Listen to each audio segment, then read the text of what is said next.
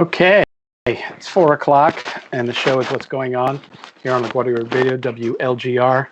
I'm your host, Hugo Fernandez, and this is the third show today, and it's actually, we're pushing the envelope once more here because we've got a lot of folks on the line, and I'm going to try to introduce them all. First is my colleague, Ari Richter, who is professor of fine arts here in the Humanities Department, who is the professor for two classes that we're going to talk about in this interesting collaboration.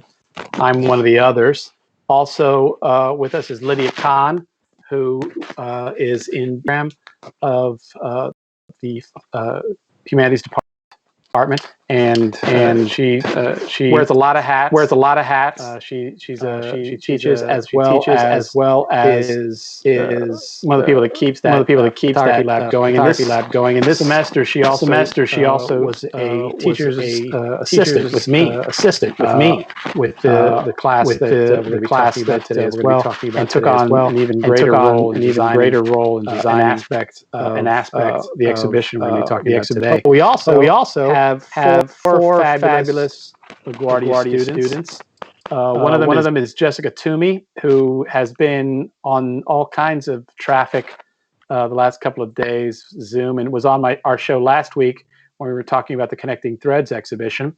One of my former students, and she's one of the curators of the exhibition. Samantha Edward, who is another co-curator and also a student in my course, which is the Art and Design Seminar. Brian Marrero. Brian was Ari, help me out here. Was he also a curator and an artist, or he was just an artist in your Art and Design Seminar? Yeah, just a contributing artist in this case, in the Art and Design Seminar. All right. And then finally, Corey Wilson, who I believe is also one of the artists from your Art and Design Seminar. Yes. And what we're talking about is three courses, two Art and Design Seminar courses that Professor Richter is taught one, I taught the other, and then Professor Richter's Experiential Learning team, who are the curators of all the artwork for what we're calling in the box art making in the time of COVID-19. It's a mouthful. Welcome everybody to What's Going On. Thank you. And I've kind of warned everybody about my format, so we'll all take some turns and with our succinct answers. I'm looking for everybody to just do a short introduction about themselves. Tell us a little bit about who you are, your background, where you come from, some of the things you've studied either before LaGuardia in the case of the faculty and or students as well, but also at LaGuardia, and talk about your major, all those kinds of things. So Professor Richter, would you like to begin by you can model the behavior for everybody? Absolutely. I'll be on my best behavior to model. So hi, I'm Ari Richter. I am a associate professor of fine arts in the Humanities Department. I've been at LaGuardia for 11 years now, a little bit more than 11 years. And the classes I teach, mostly studio art classes like drawing, painting, the Capstone Art and Design Seminar, which Brian and Corey are both in this semester, as well as the Experiential Learning in Fine Arts, which is the class that curates the student exhibition every semester. My own art practice, I have an education in drawing and painting, and then my art practice since station years has spurned into many different facets, including video and performance art, as well as currently working on my first graphic memoir, which that's me in the nutshell. All right, Lydia, would you like to take a turn? Yes, unmute yourself. Yes, my name is Lydia Kahn, and I'm a part of commercial photography program.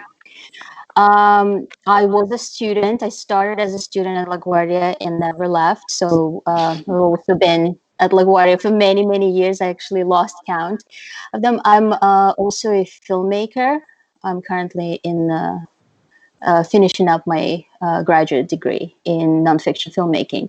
It was very interesting to work with, Hugo and Ari. I mean, there are certain elements that I learned in the process of helping students, helping Hugo and Ari to create these exhibitions. I'm very excited, and I hope you guys like it.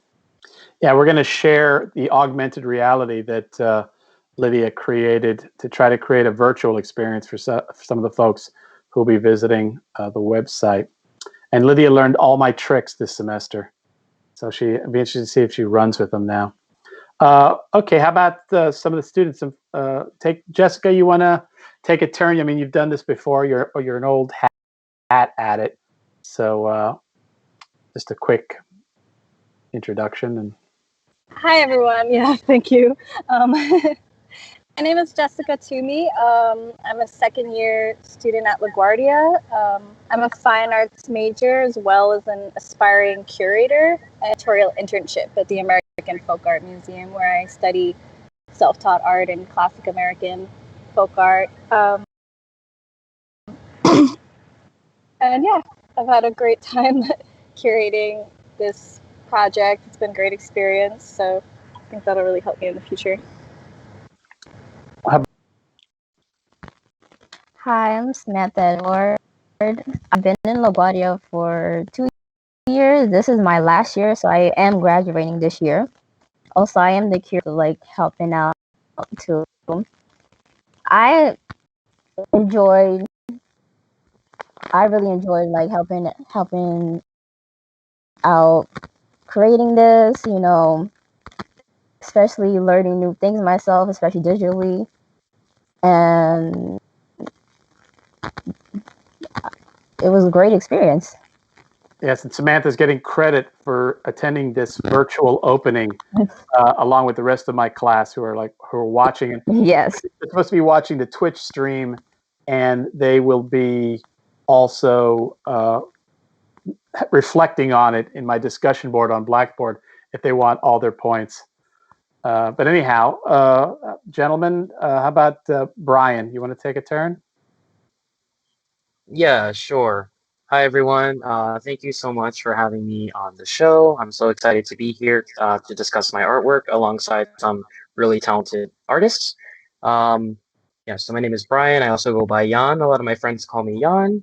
I've been a student at LaGuardia for 2 years as well. I will be graduating in just a few weeks. Being at LaGuardia has been such a learning experience for myself. It has been a way for me to push myself beyond my limits and really get out of my comfort zone and discover myself as an artist. I consider myself more of an abstract artist. Right now, I'm doing a lot of experimental art. Digital collage is my kind of go-to. But yeah, that's about it. And I'm very glad to be here in the call. Great. Corey, last but not least. Yeah. Hi, I'm Corey. I'm a student at LaGuardia for 2 years. I am also graduating in a couple of weeks, which is fun. Being here at LaGuardia has been honestly a opportunity that not a lot of students can have, I like to believe. Just the amount of things that I've been a part of, for example, the exhibition that you'll see in a few months. Jessica, I was also affiliated with the American Folk Art Museum as an archivist. And I would also like to continue doing art as well as going into museum studies as well. So, yeah. All right. So that's pretty good. We ate up the first quarter hour with that. And so now we got plenty of time to talk a little bit about the exhibition. And so I guess we'll begin. Professor Richter, honors of talking about how this all came together, how this all started. Explain briefly what experiential learning in the fine arts is as a class, what it has done for the last years that it's been offered as a class, and then how this semester was a little bit different, quite a bit different. So the way that the class was geared when it was written, and by the way, got to give some credit where credit is due to Professor Dalia El Sayed, who really did the majority of the writing of that, and also generally teaches the alternate semester of this course. She's currently on sabbatical, and it was written as a way to both fulfill credit-bearing internships for students. So students like Corey and Jessica who are in who are in internships off campus, such as the American Folk Art Museum. We have some students from LaGuardia who go to the Museum of Modern Art, MoMA, for internships, the Modern Art Foundry, I think Urban Glass Studio. We've had some recent ones there too, Queens Museum. But students can use their this class as a way to get credits for these external internship programs. So that's one function of the course. The other function has been to have a semester project, which is intentionally meant to be able to be variable. So it's not just one thing, but traditionally it's been to put on the student exhibition for the fine arts students every semester. And generally how it works is the students in this class come together to come up with a theme. We sit together, we look at a bunch of other exhibitions, see how other curators put together their ideas for exhibition themes, and then come up with a cohesive theme that's usually fairly inclusive of an idea so that, almost anyone making any kind of art could find a way to fit a spot, into that theme structure. And then we put out an open call, meaning to all LaGuardia students who want to submit artwork for the consideration of inclusion in the exhibition. And then the curators work together to essentially jury the work, or curate the work, as we say, into the show. And then they do everything in the exhibition from, again, inception through advertising the open call, to curating the work, to then registering the work, actually taking the work in, making sure that everything comes in the way that we expect it to be seen, and that it's in the condition that we expect it, and then installing the show, marketing the show, having an opening reception, and then deinstalling. So all these different roles that people in the museum and gallery careers endeavor upon, we have them perform those roles. So that's in the normal semester. It's a very hands-on, as the class's title suggests, experiential learning. It's a very experiential process for the students, and very collaborative. But this semester was very different in that our campus was shut down and we were no longer able to do things like promote an open call to different art classes on campus, or stage a physical exhibition with a physical reception the way that is the norm. So we had to really quickly figure out a different model. And this semester, I'll let some of the students talk about, what the actual nitty-gritty of it was. But essentially, we came up with this idea for a virtual exhibition that had to do with the times that we're living in specifically, and then working with the two sections of the art and design seminar, just basically with the understanding that we have the students with this curatorial and exhibition skill set working with the students who have this portfolio skill set, our kind of highest caliber art makers at, during the semester, who are about to graduate in the Capstone, and having them put their particular skills to work to collaborate on this exhibition. So that's where it all started. And then, we can kind of open up the conversation from there.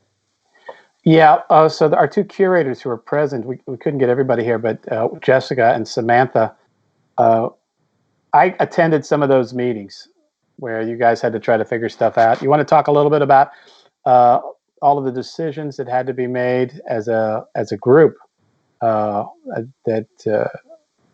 for example, I remember us arguing about the name. So you want to talk a little bit about why we chose In the Box, or why you chose In the Box? I deferred to you guys in every situation here. Picking the name, I feel like, was actually one of the most difficult aspects of the whole thing, because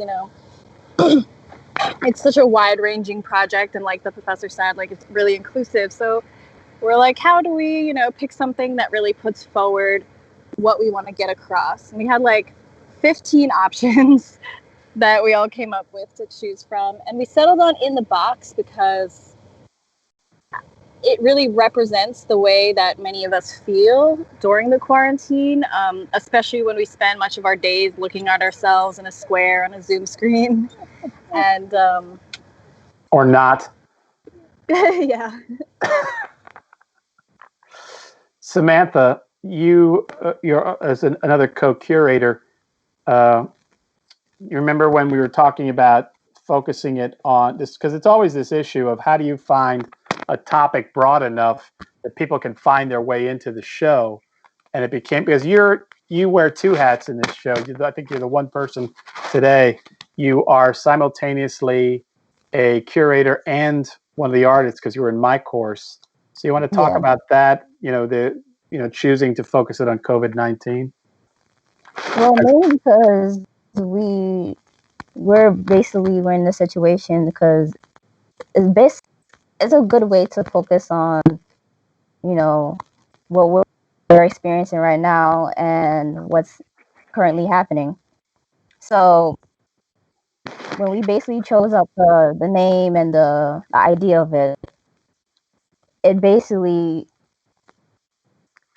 shows you that where this is what happening. This is a good idea, basically good experience. Corey and Brian, I don't know how you guys felt when you were basically told, well, we want you to make you a show about the pandemic or your experience in it.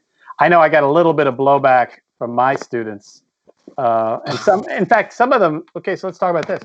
Some of them struggled because they were actually experiencing the effects of what they were going through. And Right. here's your professor saying like, well, I want you to take that and run with, I want you to use that to make art. And some, students, Right. they were like kind of paralyzed and emotionally traumatized in a sense. So we even got into a whole argument about inspiration, which Right. I explained was for amateurs at Oh. the time. And, because as artists, we kind of have to keep, it's a profession. You work Yeah. at it, but talk Mhm. about it. Talk a little bit about that. What it was like to now you're given this subject. Did both of you respond positively, or did you have second thoughts about it?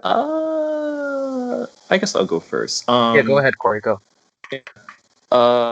For me, it is kind of both sides in a way because on the positive end, I think this topic that was presented to me was a really good thing as a way to express how I really feel through a medium that I have with a passion for several decades. And I guess a negative quote unquote would be, I guess just completing it overall because I do live alone. I have to do the majority of things by myself, like get out there and get food, take care of my pets, and stuff like that, and pretty much just try to process everything by myself. So, and that aspect was really tough, but I am glad that this topic was presented to me because of our professors here, which again, because I think it's a good outlet to present how I really feel about the current situation that we're in. So, Brian? Yeah, Corey, I definitely agree. For myself personally, I was actually, I hate to say the word relieved, but I kind of was relieved when that was the topic for the exhibition, just given the fact that I feel that any work that I'd be creating during this time would immediately be affected by what is going on, since in my personal life, there have been a lot of changes, and it's also just taking such a toll on all of our mental health.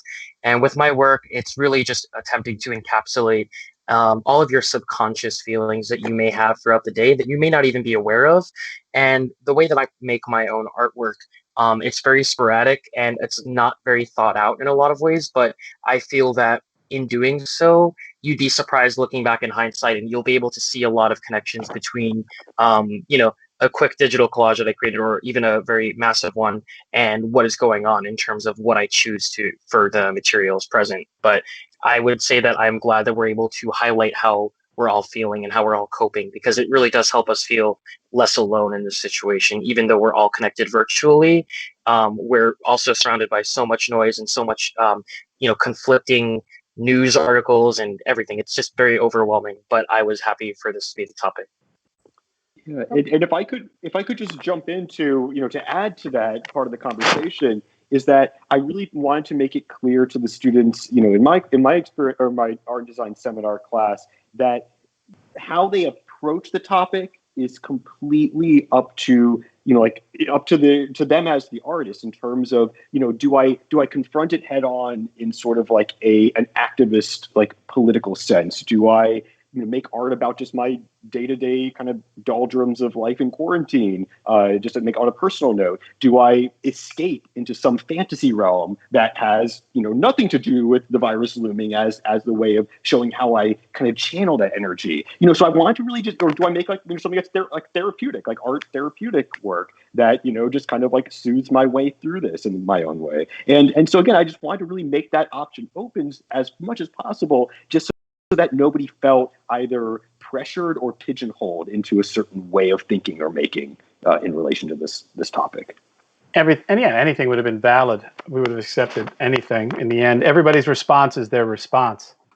But so let's talk. Okay, so we picked the show. We got the title. All the artists have been given their charge.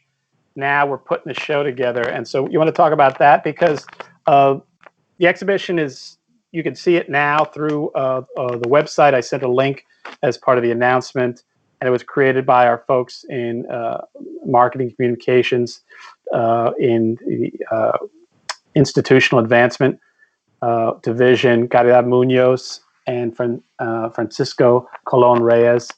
Don't know if they're watching the show, but shout outs to them. So you want to talk about that, Ari, and the curators, about kind of channeling all this stuff into creating the structure of the show?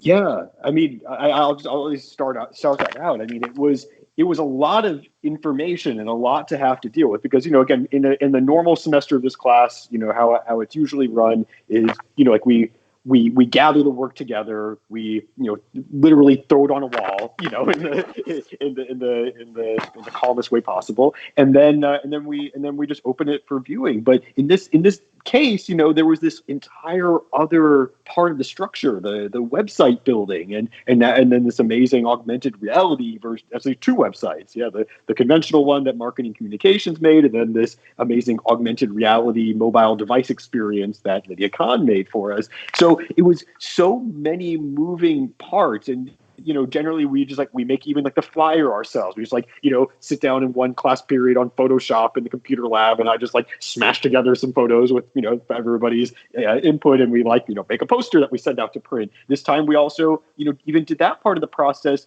through marketing communications with the amazing work of Cindy Bush in that area as well. So which I'm just showing the augmented reality thing, dude. No, I mean, all I'm seeing is your a screen within the screen of what is on this screen. And you don't see That's not augmented reality. It's not touching anything. Augmented reality, but it's not the Lydia site. Yeah, now you can see screens and screens. No, see, because the problem is, I bet that the thing is on the other side, because it is. Yeah, we're experiencing that. We're having a hard time sharing this with you folks. I'll try to keep going there. Keep going. So we've got Cindy Bush making posters. Caridad and Francisco are building our website. And it wasn't just them alone. That's also what I really want to stress here, is that it wasn't we just threw all this information at them and said make us a site. The experiential learning class was there along for the ride the entire way in terms of the design of the site. We did we were all there participating, telling them it would be great if we had an image grid instead of this multi-page click through type environment. And even down to the nitty gritty of we spent a whole class period essentially talking about what images get seen in what order on this grid, which sounds like it's the kind of thing how the sausage is made that you don't think about with a website that's an exhibition.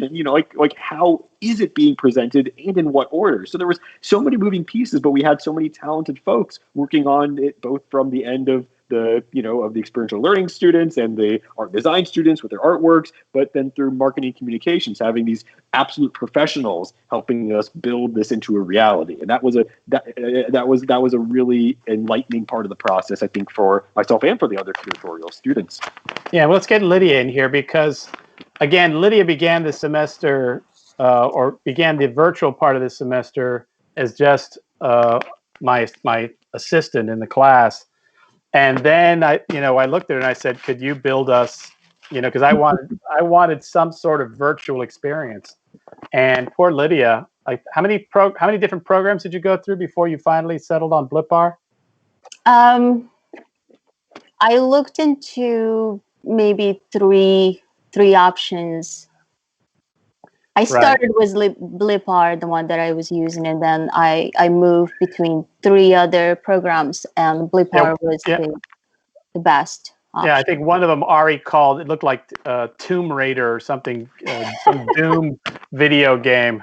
Doom. I would have loved to have the Doom layout. That would have been that's for next time's build out. Right. That would have been really sick. We just need a little more preparation for that. Yeah, definitely. I just wanted to kind of to mention something about the topic. You know, there is we have responsibility of recording events that are happening, you know, for the future. This is a very significant historical event, you know. So the guys, so students creating something is just contributing to, you know, to the whole archive, and it also makes this whole pandemic, you know, more like tangible, I guess, because you're creating something. So I think for those who are not sure if they want to, you know, continue creating something in that topic, I would actually suggest to try. And I know there's other students, other groups who are, you know, who exploring this topic. And for the students that are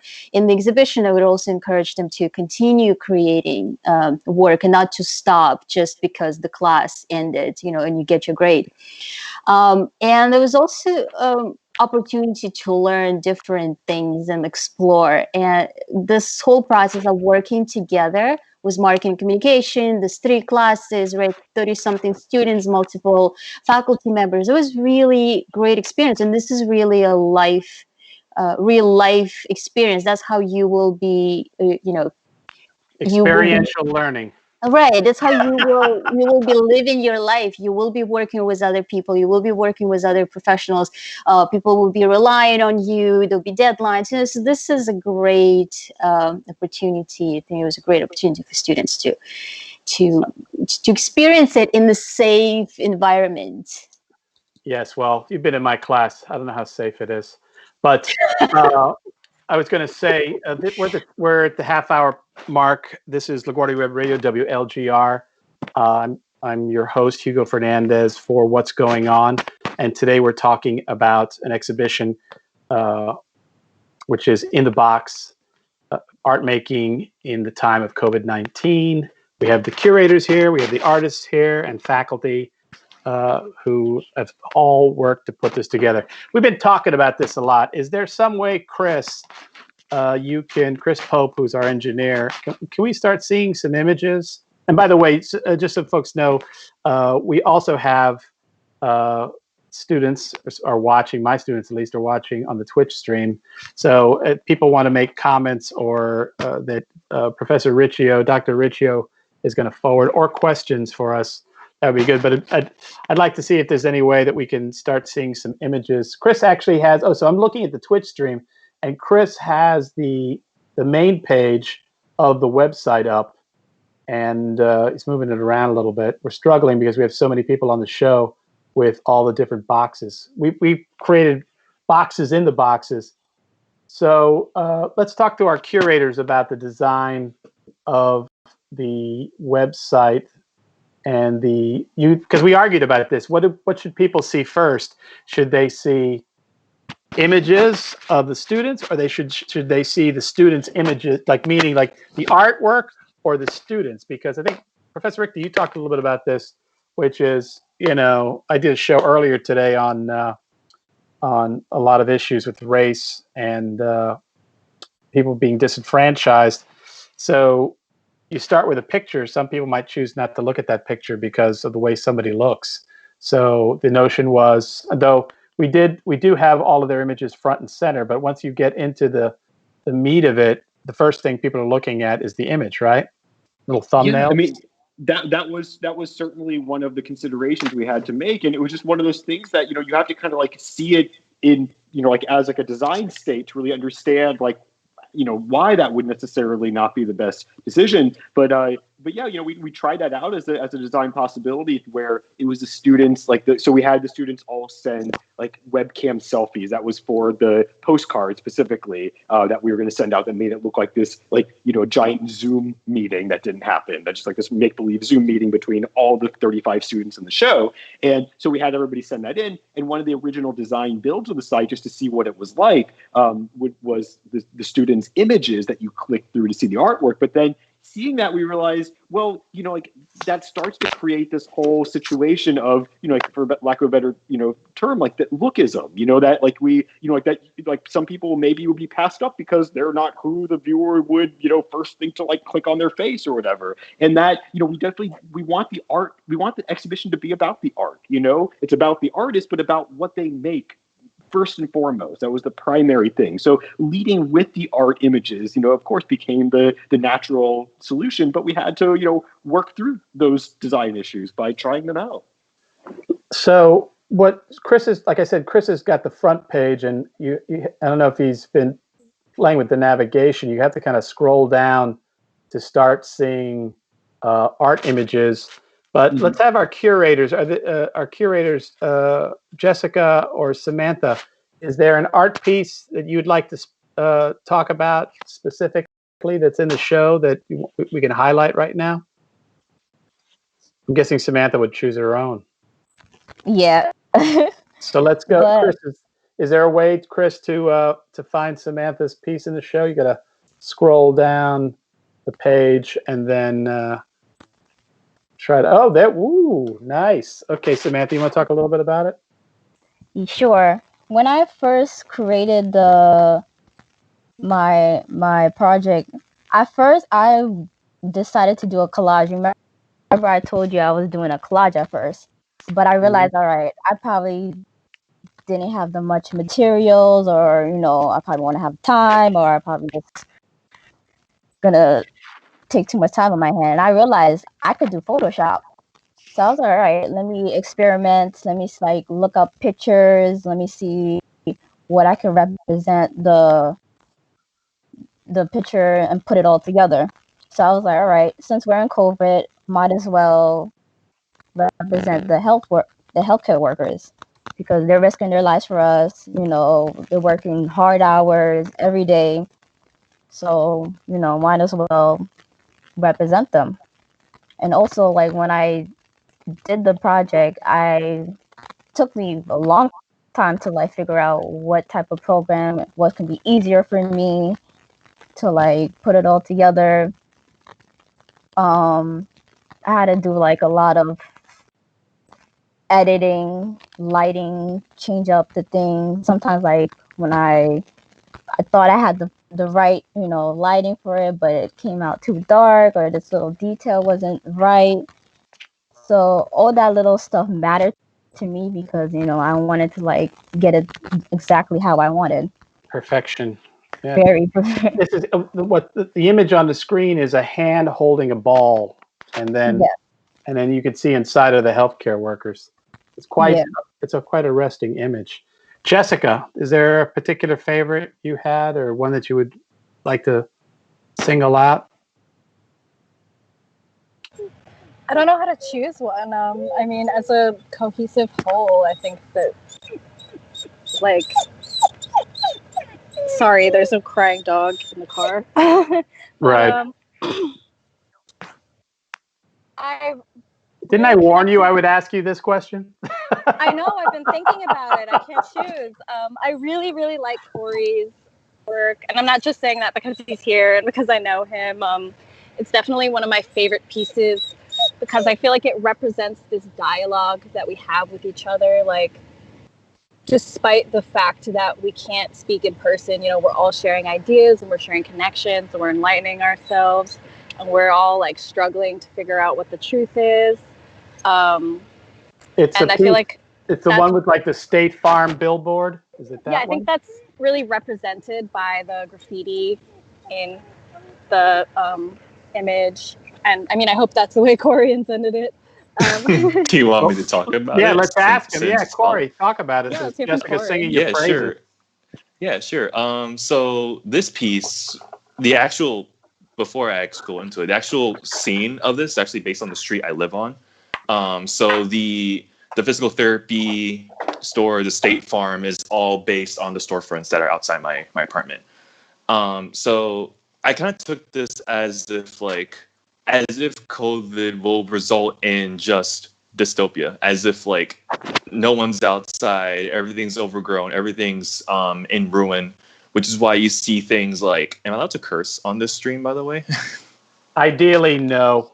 You never know who's Oh listening. man. Oh man. It's okay. We try to, as an educational experience, we try to follow the FCC. Right, of course. Yeah, that's fine. But anyway, you can see a lot of writing on the gates like F COVID, F CDC, as well as like lies, this isn't real, we want truth, and so on and so forth. Just to show how, I guess, mixed this situation is, how a lot of people not only distrust any information that comes their way, but also feel as if this will be the norm until it's resolved, really. And you could also see a lot of overgrown bushes, just to add a little more of a feeling of like dystopia, abandonment, and stuff like that. But I guess the kicker of this is you notice 3 sets of flowers, or 4 rather, if you count. There's 1 purple one, 2 blue ones, and then 1 pink one. Those 3 flowers represent 3 individuals that I've known personally who have died via COVID-19. Is actually indicating the title, Akko, Natsumi, and Miranda. These 3 people have passed away, unfortunately. Rest in peace. So I included these 3 individuals in here just to kind of not only add a tribute to them, but also give this entire scene a little bit more of a place of, actually not a place, give the viewer a place to look where they could have some kind of like bliss, some kind of I guess even euphoria, you could even put that.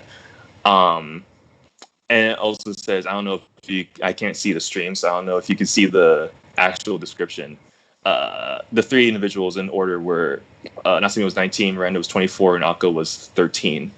Unfortunately, but I include those 3 individuals because I will miss them, and I also kind of want to put these 3 in here in the midst of all this abandonment and distrust we have in this piece. So, yeah, it's pretty much that. Your talking just reminds me. I mean, the show has a great continuum of something as solemn as what you're just talking about, losing three people in your life. And there are also some folks who responded with humor. So it's all in there. And thank you for reminding us.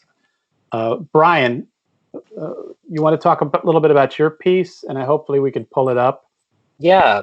So first off, I also really love Corey's as well. I think that it encapsulates so much of what's going on right now, and I appreciate the balance in his piece. But yeah, segueing into my work, I am a digital collagist by nature. That is what I go for whenever I'm just trying to create something. I try to churn it out pretty much every day. Yeah, but this series over here, it's kind of hard for me not to, since I can't see it right now. Well, I'm looking at it now. It's 4 panels, very colorful, separated by the gray. Yeah. One thing I will say is I definitely encourage everyone to view the full file. My website is also attached on there, as well as my Instagram. But yeah, so all of my collages are just kind of embracing the chaos that we feel in the digital realm, which I feel is very fitting for it right now. That's something that I've been doing even prior to COVID-19. I have a fixation on technology and our relationship with the internet and how it has changed how we are as human beings and how we interact with society. All of these are filled with a ton of references to just very obscure things that I can instantly tell myself, and hopefully other people can find. The reason that it fits into the theme of in the box, well, first of all, canvas size, they are all, a box shape, but also they're created digitally on my cell phone, which is also a box. And also just dealing with COVID-19, there is so much subconscious energy that I put into the pieces that not only help me look back and remember exactly how I felt in the moment, but I really hope it resonates with some of the viewers and allows them to feel feelings of discomfort, confusion, and wonder. I feel like you can look at the pieces in great detail for some time and maybe notice something that you haven't noticed prior. Yeah. There, Oh, sorry. yeah. Oh no, so sorry. I was just going to say that I use a variety of images, including original photography, digital art. I also have some scans of my traditional art hidden throughout there as well. And a lot of current events are definitely scattered throughout there. I embrace the grittiness of like an LCD screen and taking a photo of that screen, having kind of like the dead pixels. Uh, but yeah, that's pretty much my own explanation for this series. And I think, what you talked about, it does point out the fact there's a real depth to all of the websites, the two websites, in that you start with the image, then they click on that. You can find out a description about the artwork itself, a statement from the artist, as many of you have shared already. There's also, like you said, links to student websites. I know that in Professor Richter's class, you were given the option of building your. They were making e-portfolios, and those are linked.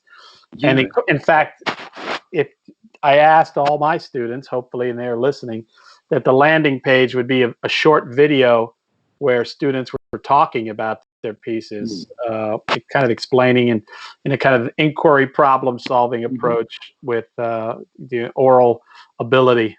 If that means anything to you, assessment. But Professor Richter, you want to say something? Yeah, I just wanted to interject and just follow up about the personal websites. I wanted to say specifically, both Brian and Corey built out amazing personal websites. To the point. I know Corey, I know you're just still in development, but it's almost there. It looks great as it is. I would still say. Mine is still in development too. Right, but in your case, and I do want to point this out, and this is absolutely a reason to click through.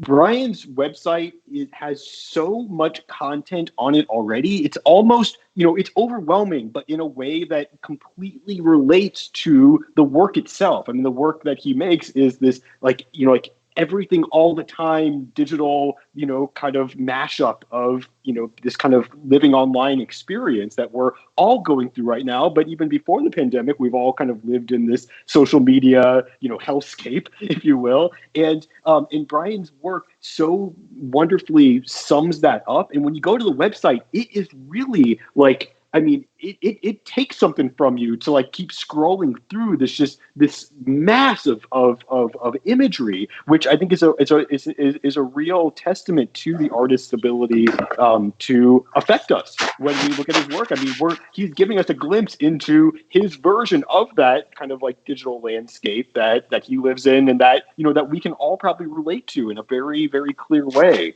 But yeah, for the larger images, please go to the individual sites for now. Just know there is going to be a phase 2 of this site, of the In the Box website, that's going to have clickable, expandable images. So that was one thing that we kind of asked a little bit later in the game for them to add, and they will be putting that. It's just not currently a feature, so you can really get in there and see all the details.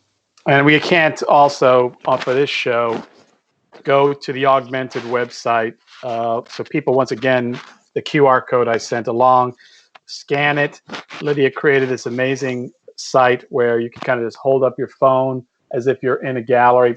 Click, same stuff. Click on the image, takes you to the student statements. Click again, takes you to the portfolios.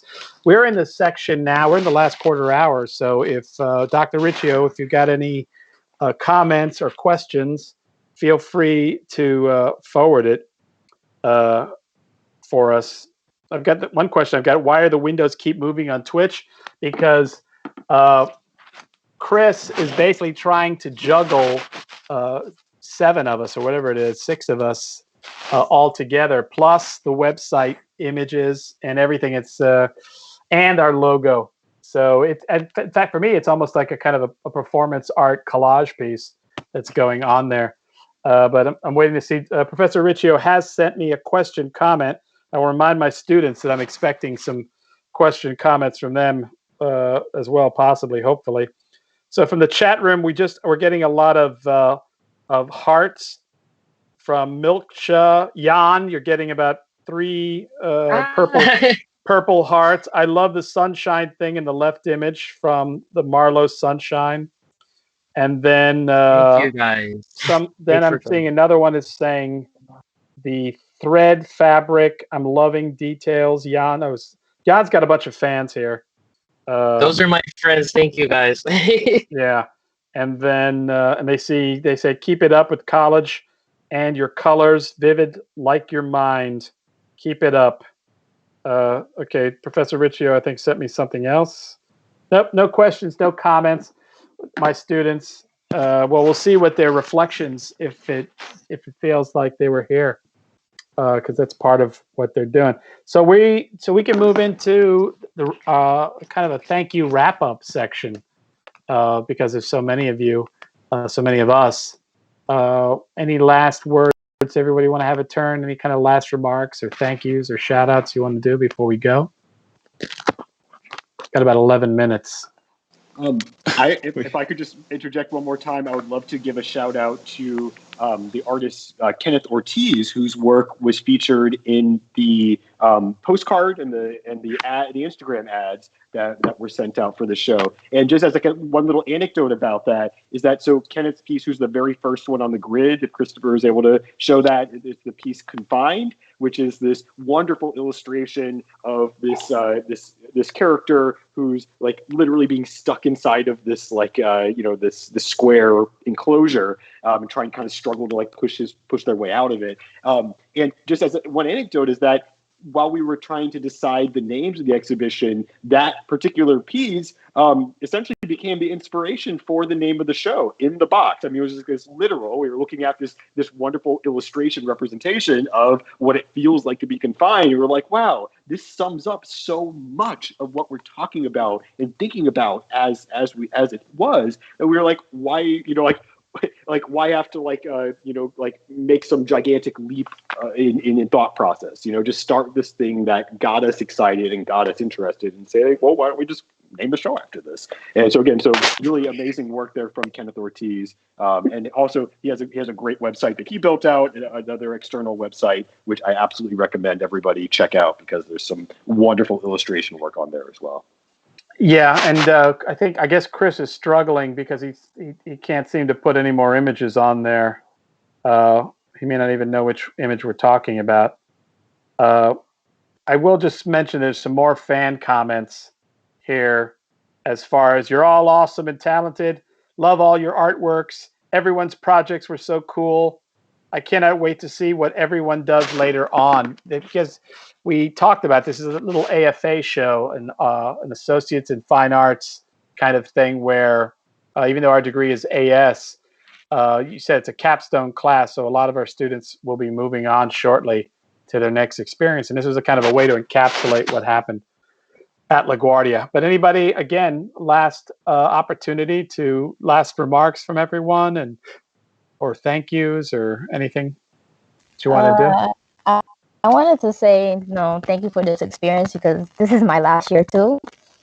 And also because I learned a lot this year, especially this semester. I learned a lot digitally, online, everything. And Samantha, what do you plan to do? It would be great to hear what the students talk about, what their plans are after LaGuardia. No pressure, but do you have something in mind, or what do you? I would love to. I plan on going to fashion school right after and learning fashion design. I'll probably build myself up, learning, maybe do fashion shows, Please do that. I want to go. I want to go to the fashion show. I would invite anybody. There's about a half a dozen students in my class who are all interested in going on to FIT. We should talk about that. Yeah, start a chat group. Someone else out together. Someone else advise? We're running out of time. Yeah, sure. Just want to say thank you for having me. It was definitely a pleasure to talk about my artwork in this, and I hope that everyone here in the audience will move on, flourish. I don't know.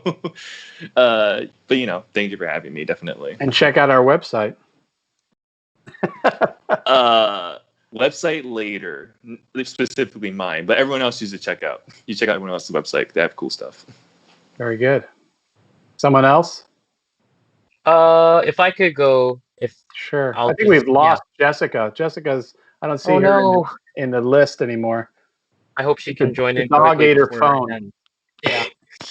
I just wanted to say thank you so much for having me on the show. It's been so fun. It's been like the most interactive experience I've had since being locked down. And thank you to all of my friends and anyone who's been watching and just supporting me.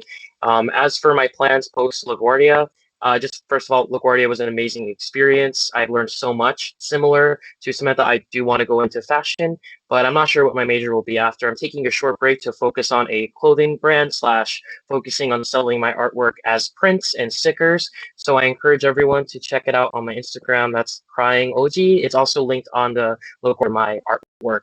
And again, thank you guys, and everyone, please stay safe and don't give up. We cannot have any pessimism anymore. We have to just, grab it by our hands and keep fighting. We're going to win. Lydia? Well, I'm just gonna just say a general thank you to everyone who was involved, and to students. It was very inspirational to see all the different kind of work, and I just wish you good luck with with all your future successes. And whether you still have years at LaGuardia, semesters and years at LaGuardia, or you're graduating.